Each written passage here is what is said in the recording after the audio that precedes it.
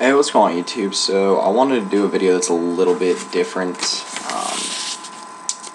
one that I haven't really seen anyone do before. I think Bleacher Report might do an article like this, but that's the only place I've ever seen something like this. So I wanted to predict the game day sites for the rest of the year. So if you guys are familiar with college football, you're probably familiar with College Gameday, the college football show that's on every Saturday morning before the games kick off.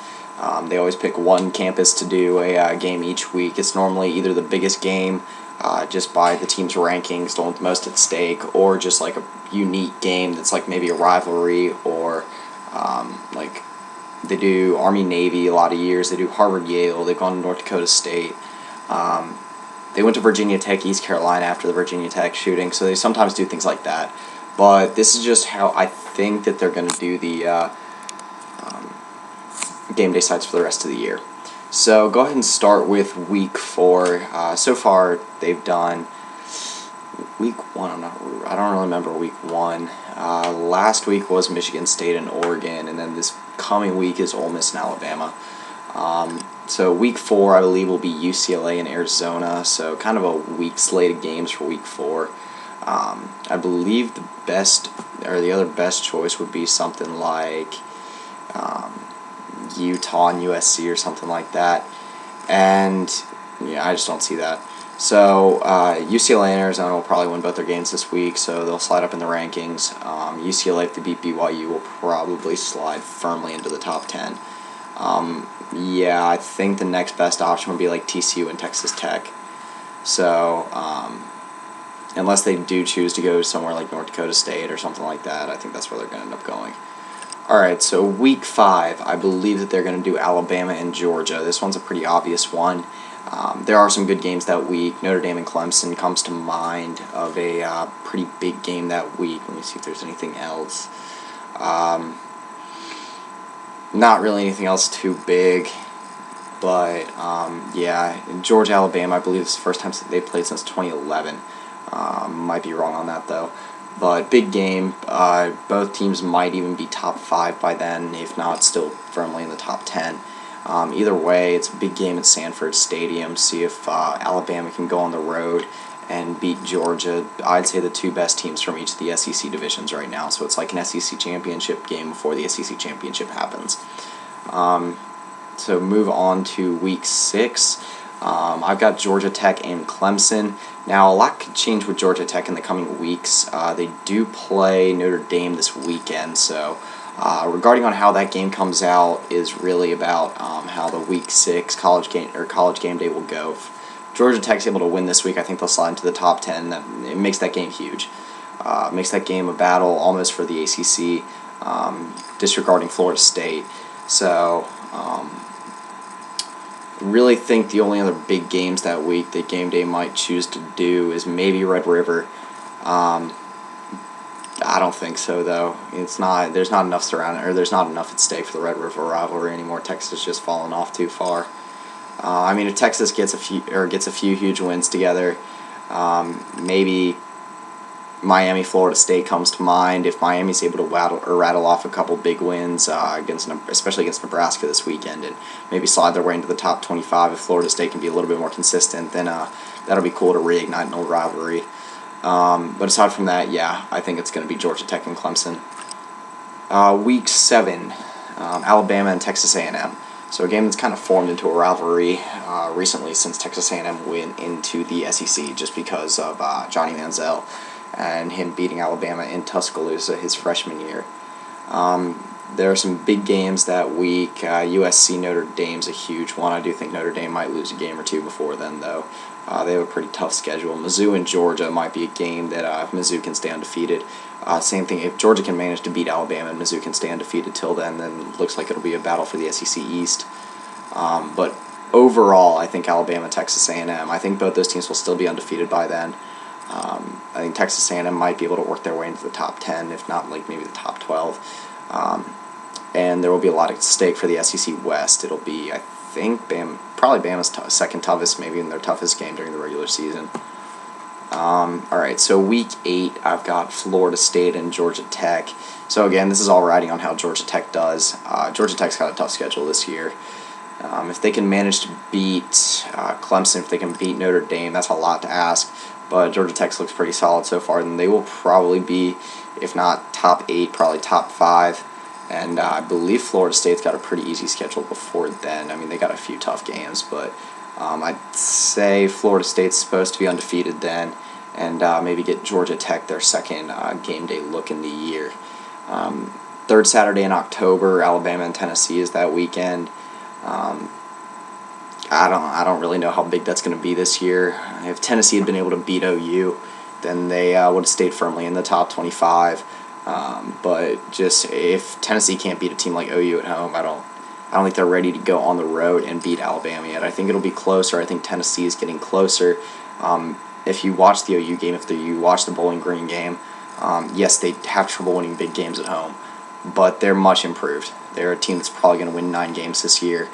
They're a team that's headed on their way up. Josh Dobbs looks solid. Their defense looks solid. Their running game looks amazing. They just got to get more consistent. So, really the only 2 other big games that week, though, are Texas A&M and Ole Miss, and then Utah and USC. So, Florida State, Georgia Tech looks like the game to pick that week.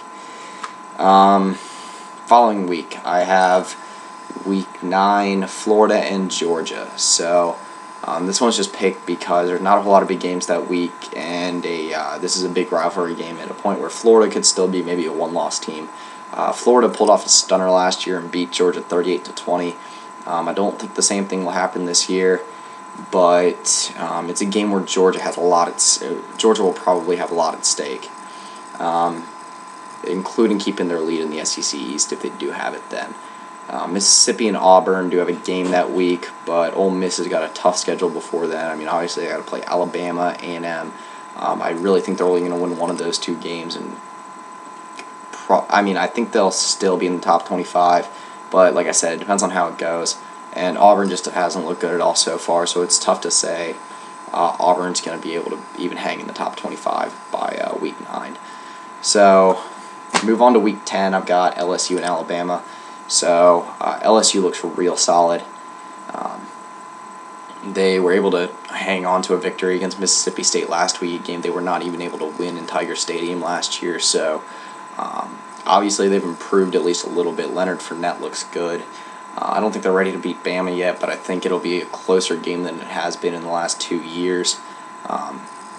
If Brandon Harris can find a little bit more consistency by then it will be a really interesting game. Some other big games that come to mind are Florida State and Clemson. Probably the battle for the ACC if Georgia Tech kind of falls apart by then. Auburn, Texas A&M is another big game. Arizona and USC. But I think LSU, Alabama is far and away the biggest game that week. TCU, Oklahoma State, maybe, depending on how Oklahoma State stays together. But overall, yeah, it looks like LSU, Alabama is a big game that week. Alright, so move on to week 11. Got Oklahoma and Baylor.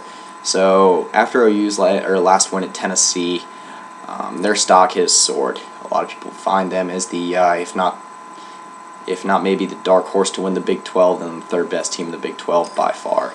OU has slid up to number 16 in the rankings. A lot of people think they have the ability to make the college football playoff now. Kind of the hype from the beginning of last year is coming back to the team now. I don't know if I would say I'm ready to put all that hype on OU. They have a really tough schedule. Now, I do believe they get Baylor at home. No, they do not. OU's kind of... Baylor's kind of had OU's number last 2 years, especially since the game's going to be at McLean Stadium. I think it's going to be a really tough game for OU, but I definitely think it'll be a big game, definitely the biggest game of the week. I think OU will still be undefeated by then, if not a one-loss team. There is a couple other decent games that week. Georgia-Auburn should be alright. Again, I don't think Auburn will be hanging around by then. Utah-Arizona is the only other top 25 game that week, it looks like. So, yeah. Definitely Oklahoma and Baylor. It might be a top 10 game by that point. Alright, so week 12. I've got Michigan State and Ohio State. So this might be the biggest game left on the schedule this year. After Michigan State's last win against Oregon, It looks like it's going to be a battle not only for the Big Ten, but for the college football playoff. I believe if it's a close game, both teams look real solid, and both teams stay undefeated for the rest of the season, then I think it could still be a prelude to maybe like a 1-4 game in the college football playoff. I think it'll be a huge game. I think it'll be a close game for sure. Michigan State might be able to overcome Ohio State this year.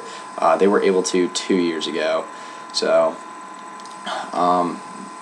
there are a lot of big games that week. TCU and OU, LSU, Ole Miss, UCLA, Utah, USC, Oregon's definitely a big one.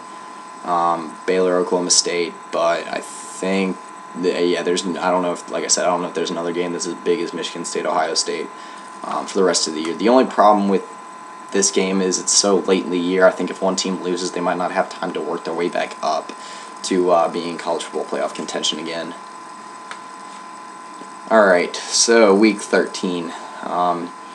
This one's got a lot of options. It's pretty much rivalry week. Baylor and TCU, I think, would be the obvious option if it was a Saturday game. I believe it is a Thursday game, so while it will be one of the biggest games of the year, probably the biggest game of the year in the Big 12, it will not be game day. Georgia Tech's a big game that will probably feature 2 top 10, maybe top 15 teams. The Iron Bowl, obviously. Now, normally the Iron Bowl is kind of the given, kind of been the biggest rivalry in college football of late, but I don't think that Auburn will be hanging around enough by the time that rolls around. I think that by the time the game rolls around, I think it will be a close game.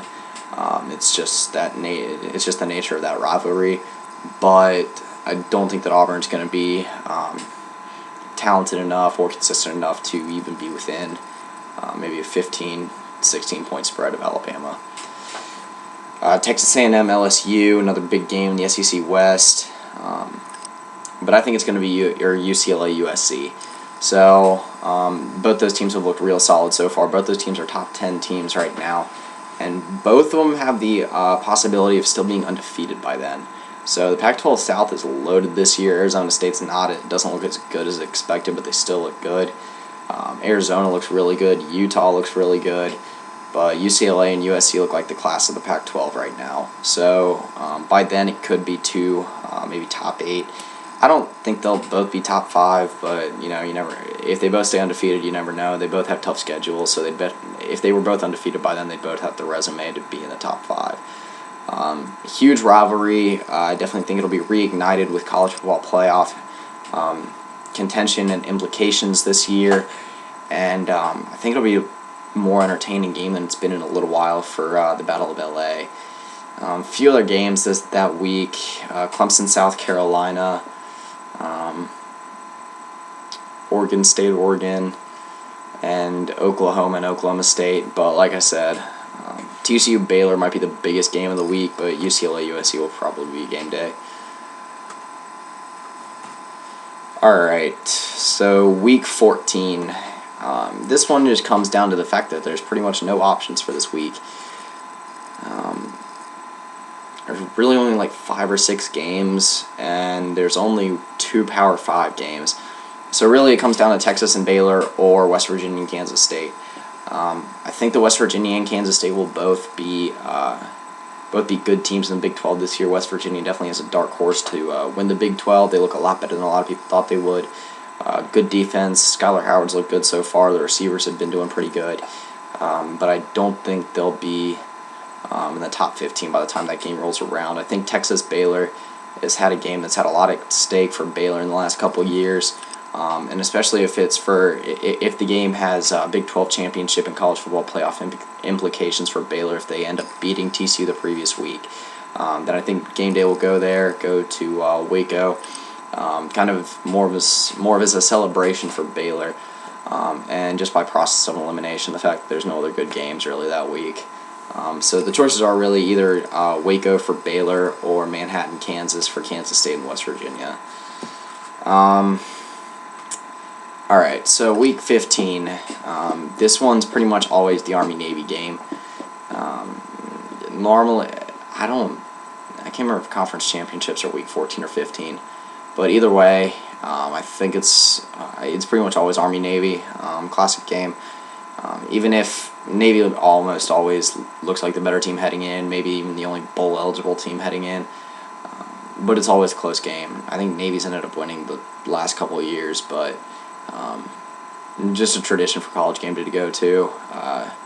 Go over to Baltimore, where it's just absolutely freezing by the time that game rolls around. I think it's like middle of December, and most schools are on winter break. It's a good game to watch right before bowl season comes around, and just a good way to finish off the regular season for college football.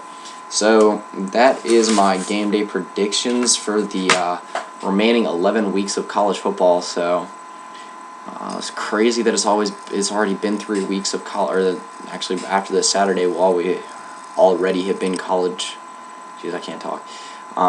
By this Saturday, we'll already have been 3 weeks of college football in the books. Seems like I'm still waiting for the season to start, but I'm definitely sure glad it's back. It'll fly through, and it seems like it'll be gone in no time. But yeah, that's pretty much it. If you have any ideas of where you think game day is going to be, any ideas of like teams that will end up being sleepers, merge out of nowhere and get game day later in the season, definitely let me know. I love to hear your comments. So yeah, that's pretty much it. See ya.